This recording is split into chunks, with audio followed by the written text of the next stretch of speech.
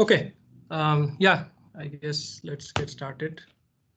So yeah, thank you for inviting me to give the talk. So yeah, this is statistical security in two-party computation revisited.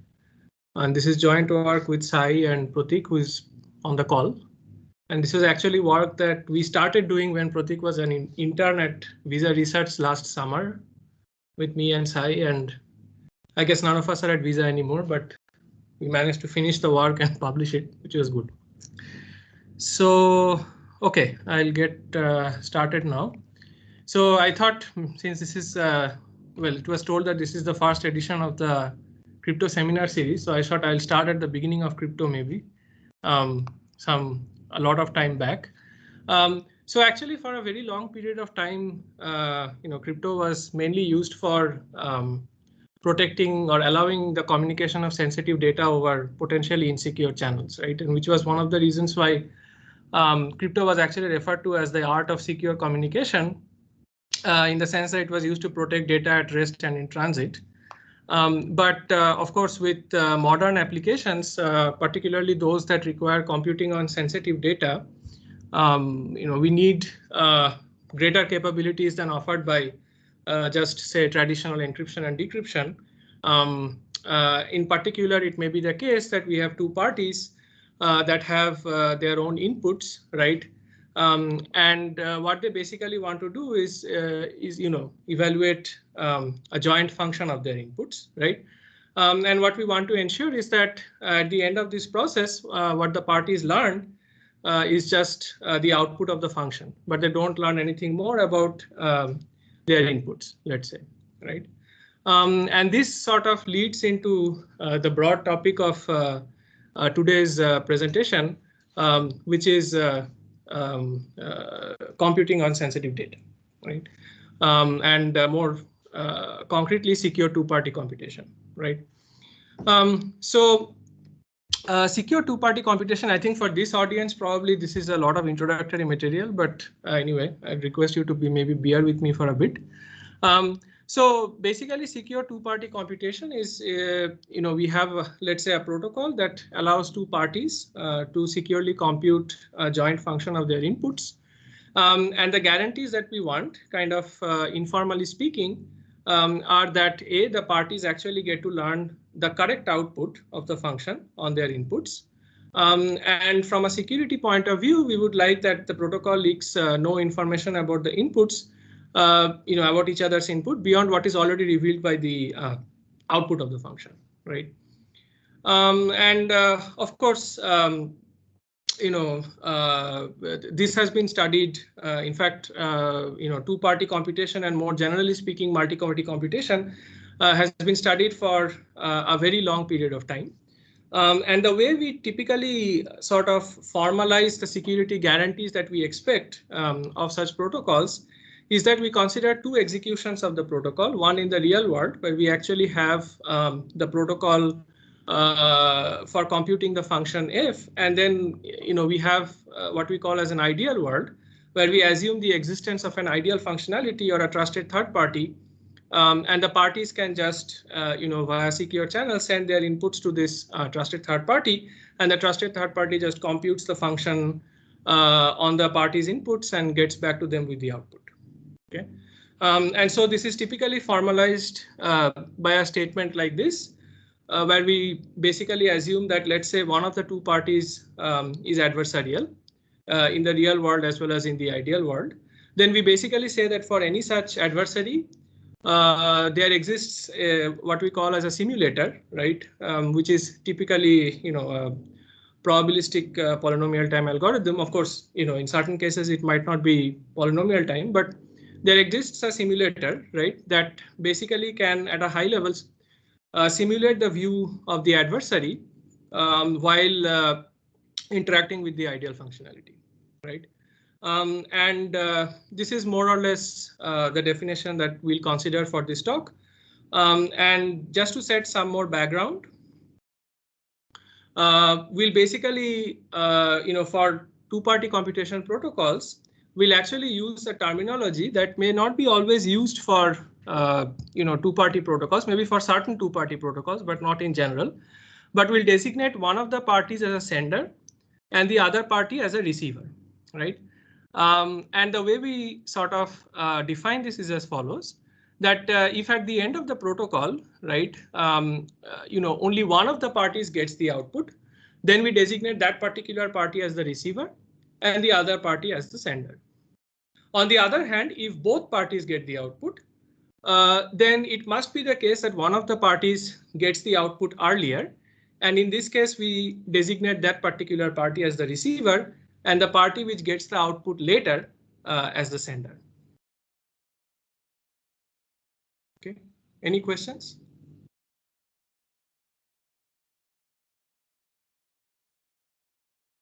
Okay, if not, then let's. Okay, sure. Okay, then let's move on.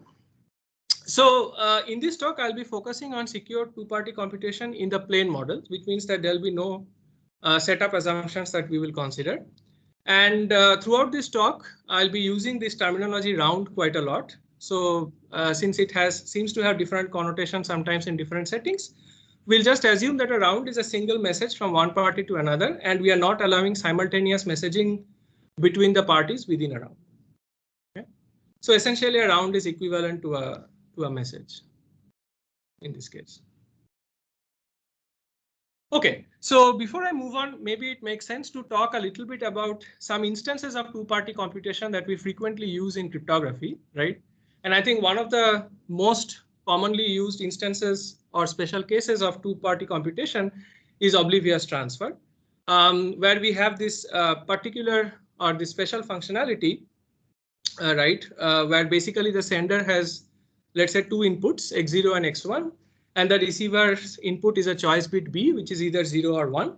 And the correctness requirement basically is that the receiver at the end of the protocol should output XB. So this is an example of a protocol, for example, where only the receiver gets the output, which is XB.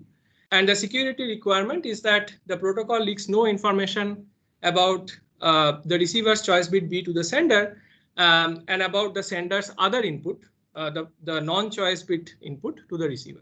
Okay, and the reason why we sort of study Oblivious transfer extensively, one of the reasons is that it is known to be complete for 2PC and MPC in general, but also because it on its own enables a lot of very cool applications, right?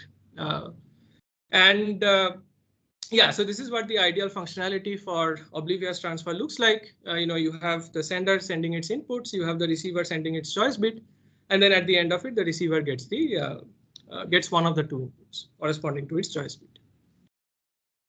Yeah, so this is one special case of 2PC, and then there's another special case of 2PC. Although it is not very, sometimes we don't think of it in that way, but we can also think of zero knowledge proofs, right, in the setting of 2PC.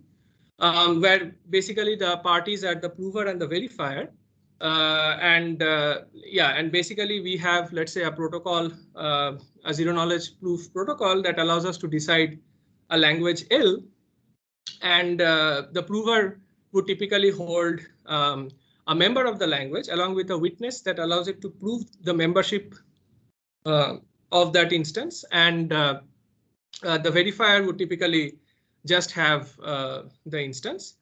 And in this 2PC, the requirements that we have are that, for example, the verifier outputs 1 if the witness instance pair is actually in the relation corresponding to this language, which means that basically X is a valid witness for the membership of W in the language L.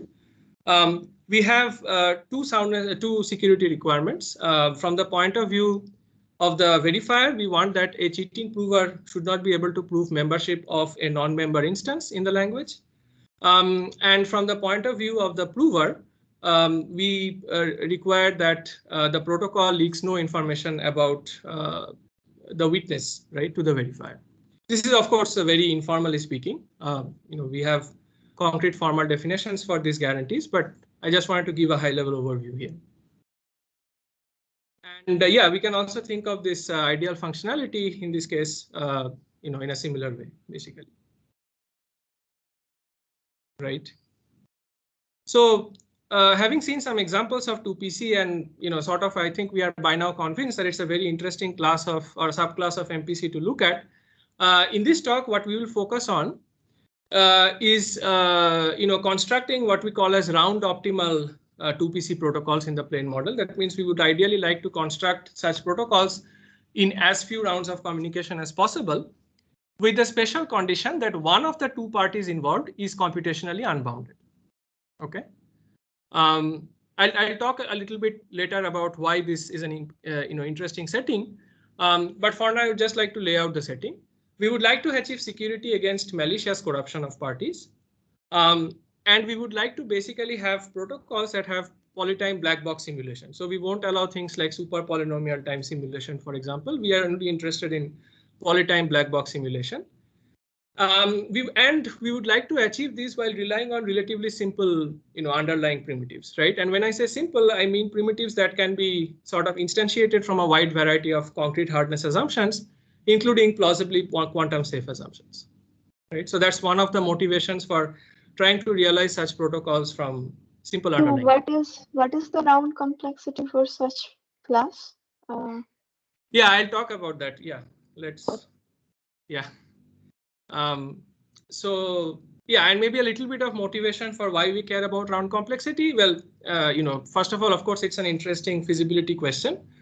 Can we achieve a protocol, that requires a minimum number of rounds? And also because in many, 2PC and MPC in general are widely used nowadays for real life applications, and there sometimes, more communication can be a major bottleneck. So we would also like to maybe have fewer rounds because they're less likely to impose network latency.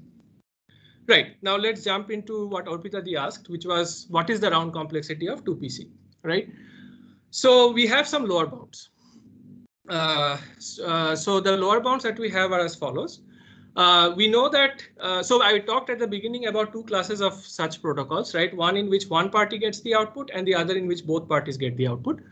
Now we know that 4 rounds are necessary if one party gets the output, and 5 rounds are necessary if both parties get the output. Okay. But if I remember correctly, the last work by these people, Karmit, Muthu. So even for both parties, 4 round is the lower bound, right? Yeah, but in the plane model.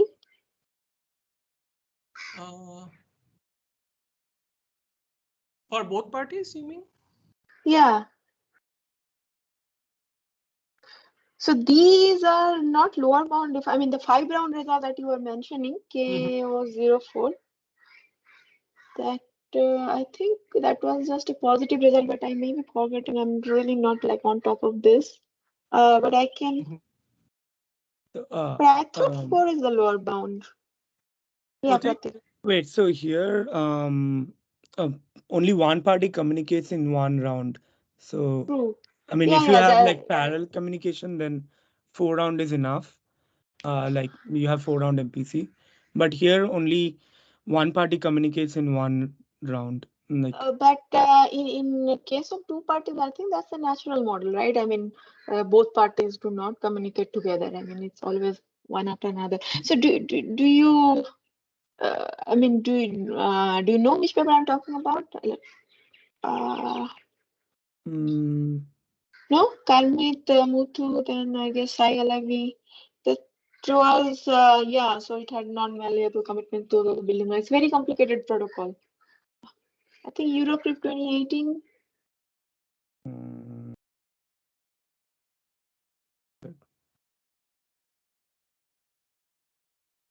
Okay, maybe you can continue. Meanwhile, I'm posting the reference here. Yeah. Okay, yeah, we can discuss that. Yeah, then.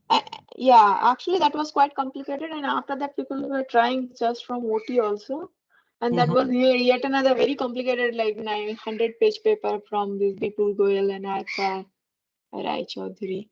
And that finally got accepted in TCC. I don't know who understood that because we tried a lot to understand. Yeah, but I think that assumes computationally bounded adversaries, right? Yes. These are all computationally bounded adversary. And that's why I was asking for your model, because you were considering one of the parties to be statistical. Yeah, exactly. So we were considering one of the parties to be computationally unbounded. Right. So that's why I was asking if there's a different lower bound for your class of protocols. Right. Yeah. So there is a different lower bound that comes from ZKPs actually. Right. Likely. Yes. Yeah. So, but then why this reference is not correct then, right? KO04 cards and atrocity. Yeah, I'm just thinking. So basically, five rounds are necessary. I mean, Karmik and Muthu's paper considers parallel communication. So, I mean, this lower bound is where only one party communication is necessary, right? Okay, maybe so. I'll check that. Like I said, I'm just not on top of everything, sure. but yeah, okay. Okay, cool. Right. Yeah. So okay. So then, yeah, maybe we should check this whether we should be citing KO04 or something else here. But yeah. Okay. Yeah, something to check then. Cool. Okay, so let's move on. So then, okay, so yeah, so coming to the situation that we were talking about, like what if one of the two parties is computationally unbounded, right? So here there are some lower bounds that come from ZKPs. So for example, there's a lower bound due to cards, right, which says that we require at least 5 rounds for computational zero knowledge proofs. That means proofs that have computational zero knowledge and let's say statistical soundness for all of NP. And supporting and with black box simulation, right? So we need at least 5 rounds for this, or the polynomial hierarchy collapses.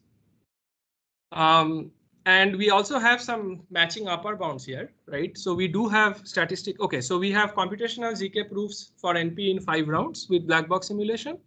And if we reverse it, right? So if we want statistical zero knowledge and computational soundness, that means we're now talking about arguments, then we have statistical ZK arguments for NP in 4 rounds also with black box simulation, right? So we have essentially tight, constructions that essentially match the lower bound. And so to summarize, essentially in this setting, what we saw is that, let's say, okay, so maybe the second point we should check. But in general, it seems that we need, okay, so 4 rounds are necessary when only the receiver learns the output.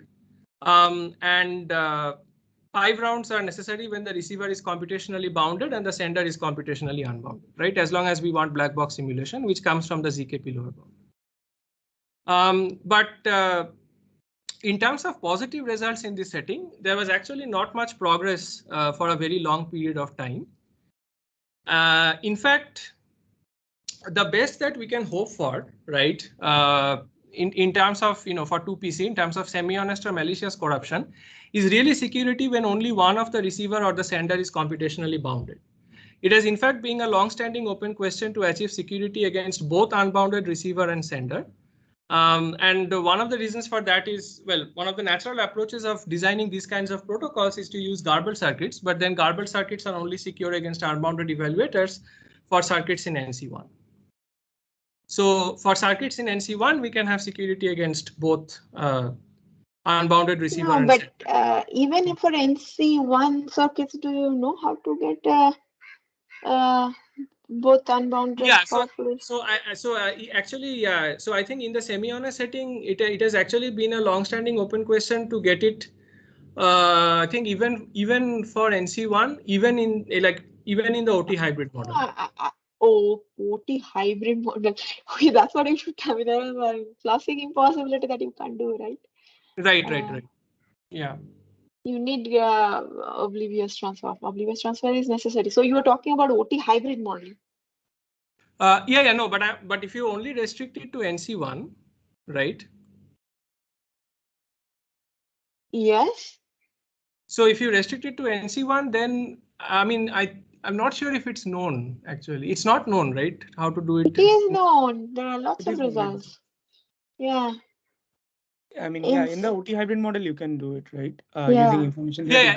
Sorry. Yeah. So what I'm trying to say is that for NC1, it is known. Yeah. But if you can go beyond NC1, I mean, of course, you cannot go beyond NC1 because you need OT, right?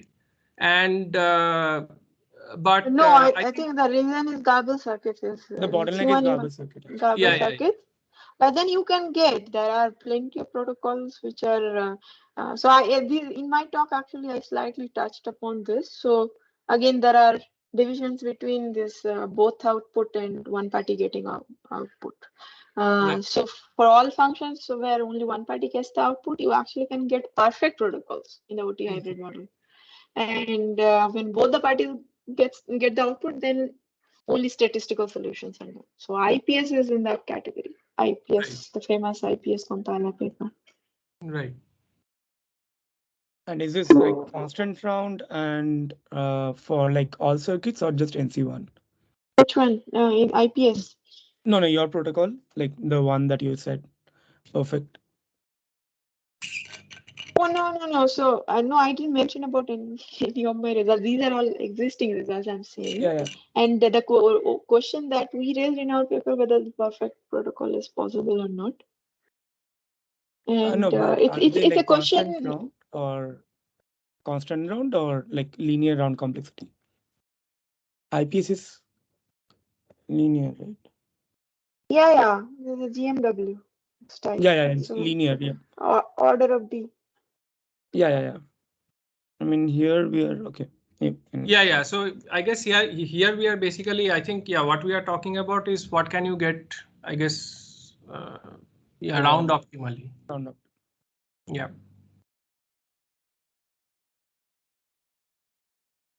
Yeah, and I think in particular, if we talk about 2PC, right, with black box simulation in 4 rounds, right, then from the previous lower bound, what the best that we can get is essentially security against a computationally unbounded receiver and computationally bounded sender, right? Because the other one, as we know from the ZKP lower bound, requires 5 rounds. So this is 1 second. Yeah. So what we know is what the receiver is computationally. Yeah, so the receiver is computational. If the receiver is computationally unbounded and the sender is computationally bounded, then we can hope to get it in 4 rounds. So that's what you have got? No, so that actually this previous work got. So what we do is we essentially weaken the set of assumptions from which they potentially get it. Okay. Yeah. But this particular notion, right, where the receiver is computationally unbounded and the sender is computationally bounded is it's termed as one-sided statistical security. Okay. Okay. So now, so coming to this question, like what do we know about one-sided statistically secure 2PC? So in KM20, right, from TCC 2020, essentially we got the first upper bounds where we know that 4 rounds are sufficient when only receiver learns the output. And 5 rounds are sufficient when both receiver and sender learn the output. And in fact, in their concrete protocol, the receiver learns the output at the end of the 4th round and the sender learns the output at the end of the 5th round. Okay. And the ingredients that they use are statistically sender private OT and non-interactive commitments. Right. And based on this framework, they instantiate this from a variety of hardness assumptions, all of which are decisional, right? So basically SSPOT is known from, it's basically a set of assumptions from which we know SSPOT, basically. So these many papers worked on statistical sender private. Okay. Yeah. There's like a very long.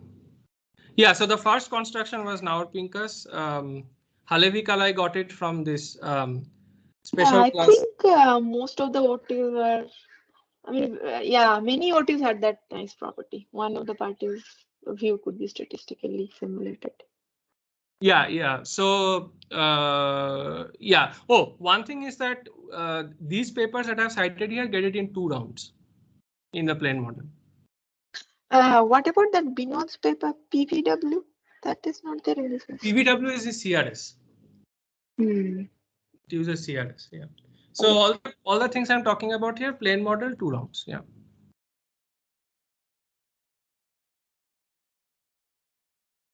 Yeah, so but if just to clarify, when I say SSPOT, I mean that you have statistical security against an unbounded. So you have statistical sender privacy. So essentially, the receiver is computationally unbounded, and the sender is computationally bounded. And the sender, so the non-choice bit message is statistically hidden, but the receiver's choice bit is only computationally hidden, and that notion is just indistinguishability security.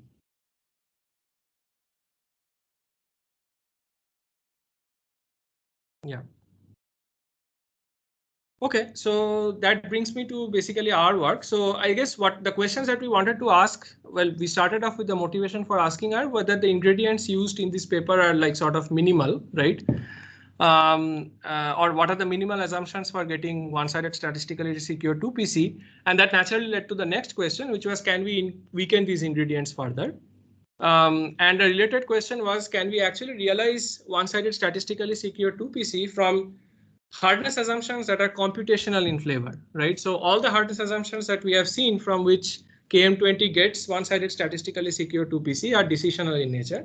So here we are asking whether we can get it from some computational assumptions like CDH, right? Or some computational assumptions analog of CDH in certain families of isogenies, for example. So the answers that we get are somewhat the following, right? So we basically believe that the ingredients used by KM20 were not necessarily minimal, and that we plausibly weaken the ingredients for one-sided statistically secure 2PC. I'll mention briefly why I wrote likely here. But one thing that we definitely get as a result is we do get one-sided statistically secure 2PC from computational hardness assumptions, which were not known earlier. And so mainly our contribution is the following. So we propose a new generic compiler for one-sided statistically secure 2PC that relies on ingredients that we believe are weaker than those used in KM20, in the sense that they are implied by the ingredients used in KM20, right? So if you had the ingredients that KM20 used, you can also realize the ingredients that we have, but the reverse direction is not immediate, right? So it seems that our ingredients are plausibly weaker. But of course, we don't have a concrete proof. So it would be nice to be able to prove that, but it seems weaker. And I'll tell later why that seems to be the case. Yeah, this enables new instantiations from certain computational hardness assumptions, including the first instantiation based on CDH, and also based on an assumption called reciprocal C-side, which is known to be quantum equivalent to computational C-side. This is the analog of CDH in the C-side family of isogenies. And when I say ingredients, what I mean are the following. So if you recall that in KM20, the ingredients were SSP-OT plus non-interactive commitment. In our case, we kind of weaken the requirement of SSP-OT to what we call as an elementary OT or EOT with statistical receiver privacy. So yeah, I'll talk about EOT next, but are there any questions at this point?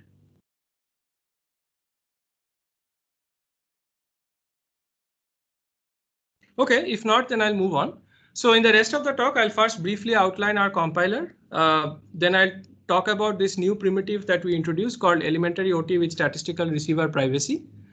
Then I'll try to show some techniques depending on how much time we have, and I'll finally conclude with some open questions. Okay, so let's start with our compiler then. So as we mentioned, our aim was to achieve round optimal one-sided statistically secure 2PC against malicious corruptions. So our compiler basically has layers essentially. So the first layer of ingredients that we use are the following, right? So yeah, you can see like they have very long names, but essentially what we require is a 4-round statistically sender private conditional disclosure of secrets with pre-processing. Which is also a primitive, particularly with the with pre-processing part is also a flavor of primitive that we introduce in the paper. It's likely to be of independent interest, but we use it in this case for our construction. We use a 5-round delayed input adaptive ZKP. So this is computational zero knowledge and statistical soundness. We use 4-round delayed input adaptive statistical zero knowledge argument of knowledge. And note that this argument needs to be an argument of knowledge. This is important. And finally, we use a primitive which can actually be viewed as a weakening of our eventual target in the sense that it achieves all the same properties, except that it's only secure against a special class of adversaries called explainable adversaries. So the remaining 3 ingredients are mainly used to upgrade the security from explainable adversaries to malicious adversaries. So that's the first sort of layer. Okay, so now going back slightly. So now, yeah, we have slightly simpler primitives. So for example, so there are some more primitives that we actually introduced. In particular, we consider a 3-round statistically sender private OT, but where the OT has a randomized functionality. So I'll talk about this subsequently. So it's a sort of slightly weaker than the traditional notion of SSP-OT that I talked about, which is 2-round and not randomized. We use 2-round statistically hiding commitments, and we also use another flavor of OT here, again with statistical privacy, but against the receiver, but this is 3-round. So 3-round statistical receiver privacy, and with a indistinguishability based notion of security, essentially. And now we basically track back all the way to our main ingredient, which is this 3-round statistically receiver private random OT, which we sort of, which has an elementary sender security. So we dub it as EOT. But yeah, it has like a long set of adjectives. And so, yeah, so this is sort of our main, our compiler. So we start from 3-round SRP random OT, which is EOT and non-interactive commitment scheme. And we build all the way up to, round optimal one-sided statistically secure 2PC. And it turns out, as I mentioned, that actually our ingredients can be achieved from the ingredients used by KM in the earlier work, because both 3-round SRP random OT and also non-interactive commitment scheme can actually be realized in a generic way from 2-round SSP OT. But the reverse direction is it's very hard, because in particular going from 3-round to 2-round means you have to reduce a round. So that seems really hard, particularly using black box techniques. Okay, and so that's pretty much it. And I guess in terms of concrete assumptions, so I already mentioned that there are a bunch of assumptions which achieve this notion of 2-round SSP-OT, but we also get new, sort of our weakening of the underlying primitive allows us to also get new instantiations from CDH and reciprocal C side. So yeah, I think this is Sikhar, sorry, what does elementary security mean? I missed it. Oh, I haven't talked about it yet. I'll talk about it subsequently. Okay. Yeah. Sorry, another question. What do you mean by LPN plus de-randomization? So this is basically, I mean, it's so this is a construction of 2-round SSP-OT that additionally uses some. So it doesn't rely only on LPN, but it additionally uses some techniques for de-randomization. Maybe Pratik, you know better. So is that like a complexity theoretic assumption in addition to? Yes, exactly. Okay. So I think Pratik, maybe you can. Yeah, so they are like generating, like it's a paper by Neil Bitansky. So they are generating the CRS using this de-randomization, right? And then using that to construct a 2-round LPN based OT. So is that like provably secured, or is it an assumption that you can de-randomize something like? Yeah, it's an assumption. Assumption. I think it's an assumption. Yeah, thanks. Okay, cool. Yeah, so that's the overall framework. And then, okay, I have slides that explain these red arrows, but I'm not sure I'll be able to get through all of them, but we'll see how far we can get. But so following up on Chaya's question, I think we'll first start with this basic notion, which is elementary OT with statistical receiver privacy. So what is this? This is basically a 3-round OT protocol, right, where we have the sender sending the first message. The reason why it's random, right, randomized, is that the sender actually doesn't have inputs in this case. So it's only the receiver who has an input, and the sender actually receives some random outputs at the end of the protocol. And the sender here is computationally unbounded while the receiver is computationally bounded. And I think this figure should basically help you understand the functionality that I'm talking about. So you can see here that the ideal functionality in some sense samples 2 inputs, x0 and x1. It takes the choice bit gamma from the receiver. The receiver gets one of them, which is x gamma, and the sender gets x0 and x1. Okay, so that's why it's a randomized OT functionality. And the correctness requirement that we have is that the receiver outputs x gamma.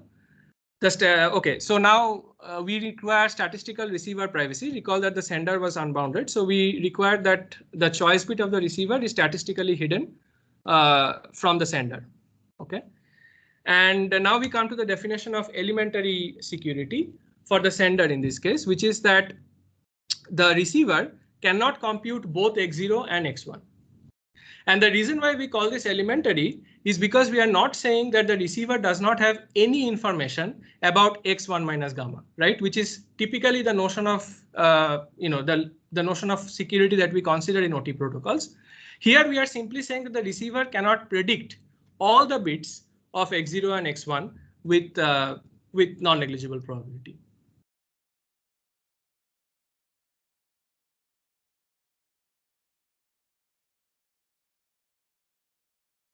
So Chaya, does it answer your question? Yeah, it does. Thanks. Okay. Cool. So that's the primitive that we essentially start from. Anyone else has any questions regarding this? Okay, if not, then let's move on. So yeah, I would like to go over some techniques, and I think I'll start off by showing that you can actually start from this EOT, right, which has elementary security, and you can upgrade this notion of elementary security to a more standard notion of indistinguishability based security for the sender. Okay. So in particular, when we say what I call as what we dub as IoT, right? So this is more standard, right? So this is like a proper OT functionality. The sender has two inputs. The receiver has a choice bit as input. It's a 3-round protocol again, with the sender sending the first message. And again, the sender is computationally unbounded while the receiver is computationally bounded. Okay. So yeah, so this is the standard. It's kind of standard OT functionality. And what we want here, right, where the main difference comes is in the standard indistinguishability based sender privacy, which basically says that for a computationally bounded receiver, the non-choice input is computationally indistinguishable from an arbitrary input. Okay, so in this case, we are actually saying that the receiver has no information about the non-choice input. Okay. So now how do we go from EOT, right, which is this randomized OT functionality with elementary sender security, to IoT, which is a more standard notion of OT with where the sender actually has input, so it's not randomized, and also we have a stronger notion of indistinguishability based security. So assume that we have an EOT protocol given to us. This is the starting point, and where we want to end up is with an IoT protocol. Okay. One advantage here is that the communication pattern is the same in both protocols. So in both protocols, we have the sender sending the first message, and also we have 3 rounds. So the way we start is as follows, right? So we will now construct this this protocol, and actually the first 2 messages will keep identical. Okay, so both the sender and the receiver will behave in the first 2 rounds will behave exactly like the sender and the receiver in the elementary OT protocol. Okay. So nothing sort of complicated there. But after that, what we'll do is in the final message that the sender is supposed to send to the receiver, right? It will run the function. It will internally sort of run the EOT sender security parameter number of times, kappa times. Okay. As a result, it will generate kappa EOT 3rd round messages, right? And recall from the ideal functionality of EOT that for each of these, the sender will also receive, 2 pairs of, for each of these, it will generate a pair of inputs, right? X0 and X1. And so by running it kappa times, it will generate kappa pairs of messages, right? Sorry, this should be sender, not server, but yeah.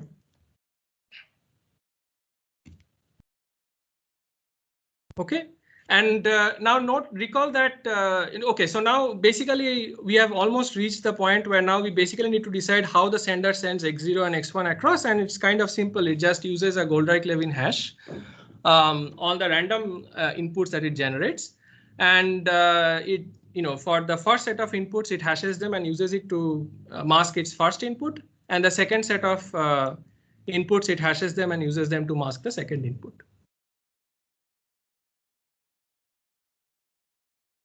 OK. So I think from this you can immediately see that correctness is immediate, right? Because the receiver can actually get for corresponding to its choice bit, it actually by the EOT functionality, it will basically get the set of one of these two sets of all of them, right? It'll get all of the one of the two sets of random messages, and so it can unmask the input of its choice. OK. Right, and recall that EOT already provides statistical receiver privacy. So since the receiver's message is essentially unchanged here, this protocol also provides statistical receiver privacy. It just directly inherits it from the underlying protocol, right?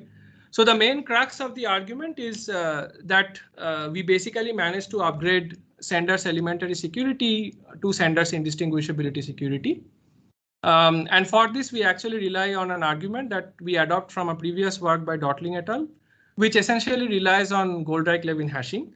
And I won't go into the details of that argument, but at a high level, the intuition is that since the receiver, recall that in elementary OT, the receiver is not able to predict in some sense both x0 and x1, right?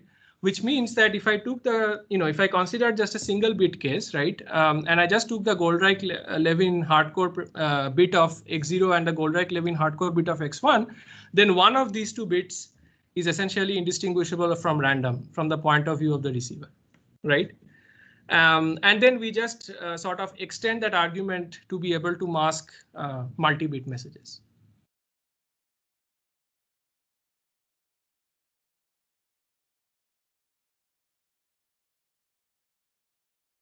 Any questions?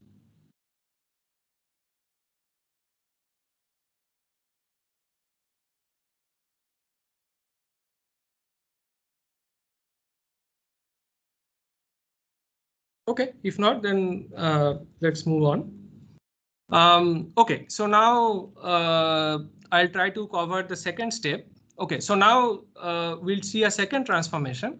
But this transformation is slightly more interesting because here there's, as you can see immediately from the name, there's kind of a reversal of the security properties, right? So we are trying to go from a protocol that is statistically receiver private. That means the sender was assumed to be computationally unbounded, to a protocol which is statistically sender private. So now the receiver will be computationally unbounded. So first, let me define this primitive, what I mean by 3-round SSP random OT. OK, so this is similar to the SRP or EOT, basically, in the sense that it is also a randomized functionality. So once again, here the sender has no inputs, right? Only the receiver has a choice bit as input. But here, there are two major differences. The first one is that the receiver here sends the first message. OK, so the communication pattern is exactly the opposite. And the other sort of important thing here is that we consider a particular version of this, which is delayed input, in the sense that the receiver's first message is independent of its choice bit. OK, so the OT1 message is actually completely independent of the choice bit of the receiver. OK, it's only the OT3 message that depends on the choice bit of the receiver. Okay, so this is an artifact that we require eventually in our compiler. So that's the notion that we consider. And also as I already mentioned, that in this case, the receiver is the one who's computationally unbounded, while the sender is computationally bounded.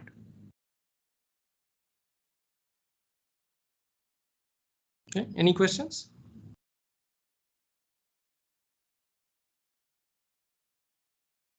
OK. And so, yeah, so this ideal functionality essentially looks very, very similar to that of EOT, except that now what we require is computational receiver privacy. So we want at a high level that the choice bit of the receiver should be hidden, but only computationally. OK, and we want statistical sender privacy, which means that even if the receiver was computationally unbounded, it still does not have it statistically does not have any information or negligible information about the non-choice bit message. Okay. So now the interesting part here is, right, that now we are basically trying to go from a protocol which has the sender send the first message, right, to a protocol where the receiver sends the first message. Okay. So in some sense, we want to use the IoT protocol, the underlying IoT protocol, but in a sort of a reverse fashion, right? And also the other thing to notice is that IoT is a more standard OT functionality. So the sender actually has inputs, whereas SSP ROT is randomized, right? So the sender actually doesn't have inputs. So as a warm up, I will just show how to build an SSP ROT protocol for bit messages. There is sort of a way to sort of elevate it to multi-bit messages, which I'll skip for today. Okay. Okay. So let's start. So the first round is pretty simple. Okay. So the SSP ROT receiver, it basically sends the same first message as the IoT sender. Okay. So this one is kind of simple. Okay. Now, what does the sender do, right, on receiving this message?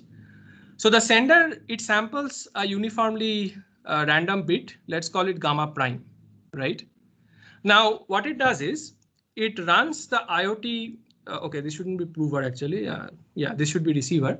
It runs the IoT receiver, right, with this uniformly random choice bit. Okay. So what it basically sends is it sends a receiver the message that the IoT receiver would have sent for a random choice bit gamma prime. And along with that, it sends what we call as a map, right, which is a uniformly random bit. Okay.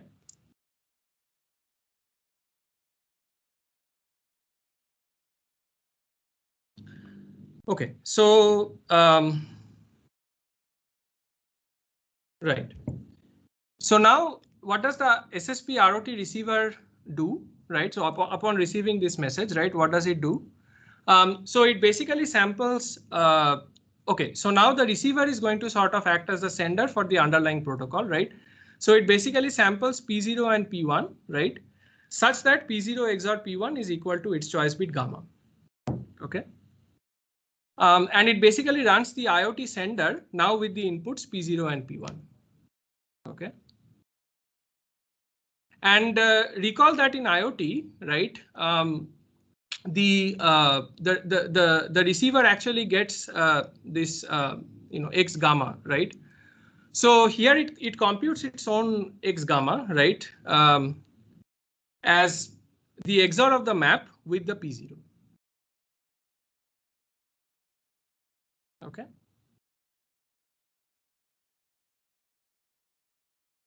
So what happens as a result is, okay, so these are also okay. So this shouldn't be SSP ROT, should be IoT. I'm sorry for the confusion. So basically what happens at the end of this round is that the receiver gets its X gamma. Okay. And now the sender, it remains for the sender, right, to get its random inputs. And here what the receiver, okay, so now note that the sender, what it can do is it can run the underlying IoT receiver. So again, we have a role reversal, right?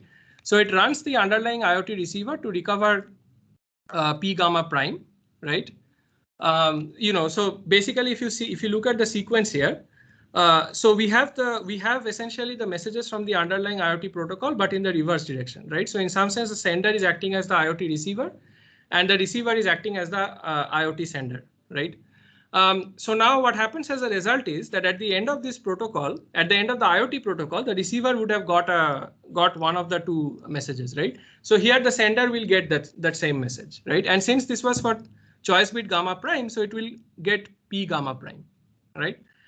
And now what it does is it basically sets X0 to be map XOR P gamma prime and X1 to be gamma prime XOR X0. Okay. So this looks a bit artificial, but if you work out the math, it nicely works out. So you can actually prove, right, that whatever the receiver computed will actually be equal to X gamma, right? And the nice thing is this is independent of what gamma prime was essentially sampled. So in some sense, it doesn't matter whether gamma prime was 0 or 1. We rely on the fact that gamma prime is random for security, but from a functionality point of view, it doesn't matter.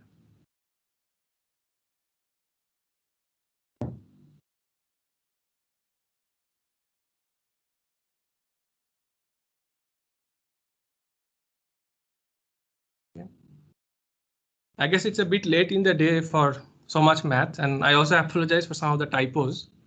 But any questions at this point?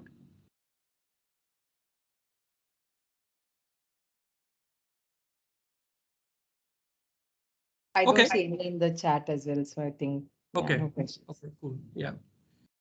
Yeah. So I think just to summarize, I think the main idea is that we basically again have a round preserving transformation, which involves in some sense a role reversal of the sender and the receiver, right?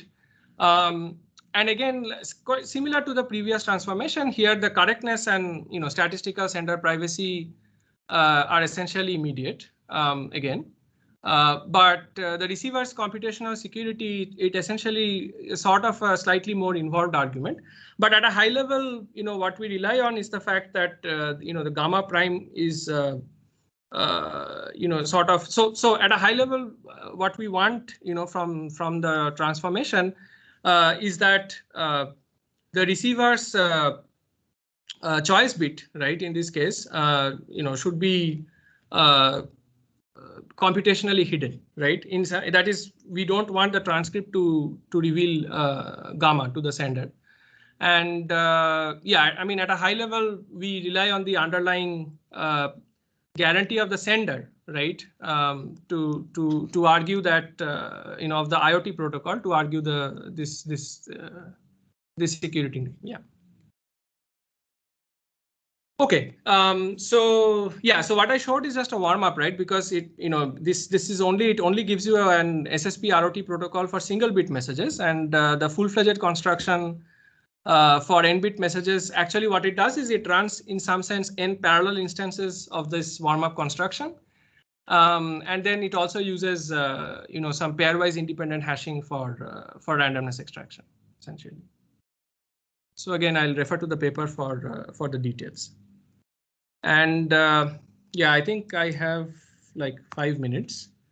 So I essentially don't have a lot of time to go into the details of this particular transformation, but maybe I'll just briefly talk about this primitive that we introduced because it could be of independent interest, which is this special class of 4-round SSP conditional disclosure of secrets with preprocessing. So essentially, it's a conditional disclosure of secrets protocol for let's say a language L, right, where the sender holds as input an instance and a message, and the receiver holds as input an instance and the corresponding witness, the membership witness, and it's a 4-round protocol. But the reason why we call it with pre-processing in some sense is that the receiver's first message as well as the sender's first message are independent of their inputs. Okay, so it is only CDS3, right, which the receiver generates by using the instance and the witness, and upon receiving this message, the sender basically in some sense encrypts the message under this instance, and the receiver can decrypt it if it has a witness. But the first 2 messages are independent of their inputs. So that's why we refer to it as the pre-processing phase in some sense. And here again, the receiver is computationally unbounded while the sender is computationally bounded, right? Yeah, so in some sense, this is the ideal functionality is that the receiver should be outputting M, right? If it actually has a valid instance witness pair for a member, and the computational receiver privacy guarantee in this case, it's a simulation-based definition, right? But what it basically says is that the witness is hidden from a computationally bounded sender, and we have again the statistical sender privacy guarantee, which says that if whenever the receiver's input doesn't correspond to a valid with instance and membership witness, then the sender's message is essentially statistically hidden from the receiver. Okay.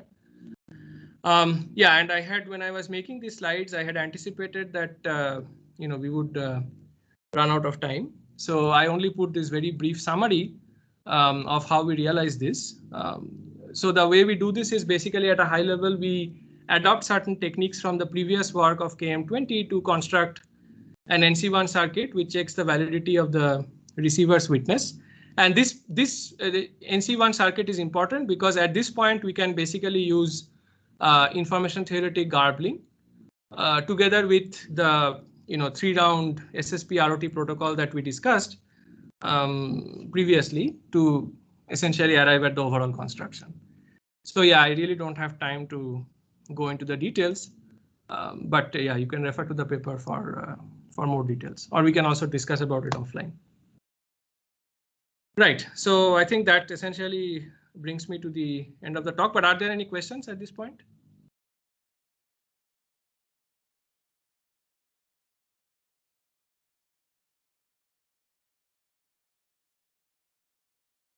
Okay, if not, then I guess I'll just conclude. So yeah, to summarize, we essentially built this compiler, right, for round optimal one-sided statistically secure 2PC against malicious corruptions. We believe that our starting point is plausibly weaker than those used by the previous work.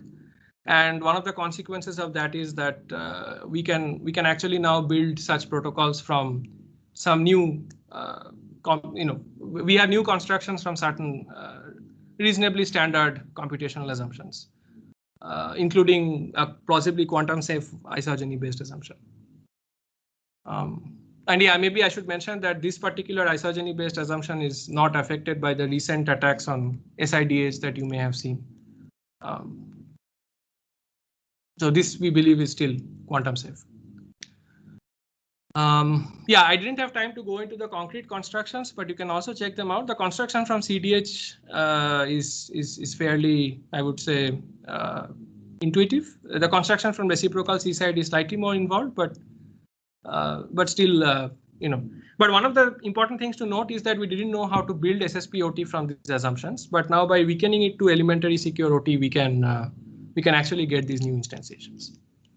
Right, and so I guess we are at the top of the hour, so I'll just end with open questions. So one of the most interesting open questions, which I think was also left open by KM20, was how do we achieve statistical security in the multi-party setting? So we talked about the two-party setting, but in the multi-party setting also it's interesting to consider statistical security when at least one party is computationally unbounded. And can we get some interesting results there? Of course, we would still like to understand whether, what are the minimal assumptions, right? So what we showed here is an instantiation from a plausibly weaker assumption, but we still don't have a formal guarantee that this is like a minimal assumption. So it's still sort of interesting to understand what would be the minimal set of assumptions for one-sided statistical secure 2PC. In particular, it would be interesting to see if it actually implies this elementary OTC that we have, because then in some sense they could be proved to be equivalent. Yeah, and then but again, the trouble is that we are still doing it from a 3-round OT protocol. So to go from 4 rounds to 3 rounds means you would have to reduce rounds, which seems hard again. And finally, yeah, so of course we required the usage of garbled circuits, which is something that both KM20 had as well as we have. And so it would be interesting to see if we can achieve a one-sided statistically secure 2PC that makes purely black box usage of cryptographic primitives, doesn't use non-black box techniques like garbling, for example. Cool. And I think maybe I should mention one of the consequences of our framework is that we can actually now build statistically secure 2PC from almost all standard assumptions in standard hardness assumptions in cryptography. There aren't like many hardness assumptions that we leave out here.